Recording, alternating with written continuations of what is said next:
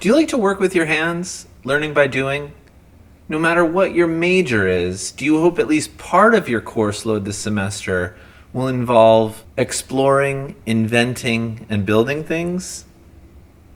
Or maybe you're intrigued by this kind of work, but you've never really been given the opportunity.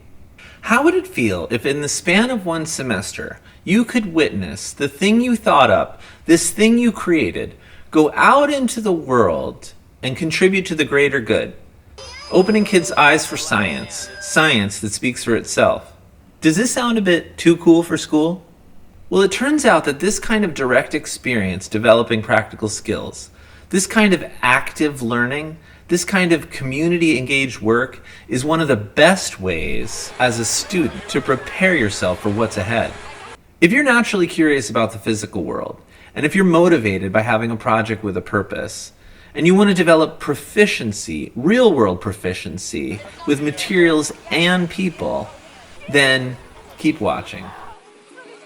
I'm Eric Herman, and I'm going to be teaching a course this semester, PHYS4500, that's all about designing, constructing, and showcasing to a live audience unusual physics phenomena. There are a lot of people out there that consider science, especially physics, outside of their domain, out of their grasp.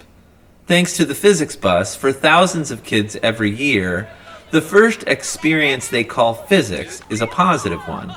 It's not difficult to make physics engaging when you let the physics do the talking. And it's not hard to make it unintimidating when you make it out of familiar things and when you wrap it with colorful duct tape. In Physics 4500, you'll be creating new exhibits for the physics bus. If you don't consider yourself a physics person, no worries. If you don't consider yourself an engineer, no worries. If you've never even put a screw into a board, no worries. Developing confidence in these areas is one of our goals. You'll be definitely learning some physics. Whether your exhibit involves circuits, motors, batteries, magnets, fans, pumps, you'll be getting feedback from physics itself. And you'll definitely have a ton of questions that you'll want answers to. And we'll definitely be reading about and discussing what makes a good exhibit and why they're important. There likely won't be a recipe for the thing you're cooking up, and that's part of the adventure. If you find it refreshing to work with your hands, then this is the course for you. If you love to pave your own path through uncharted territory, then this is the course for you.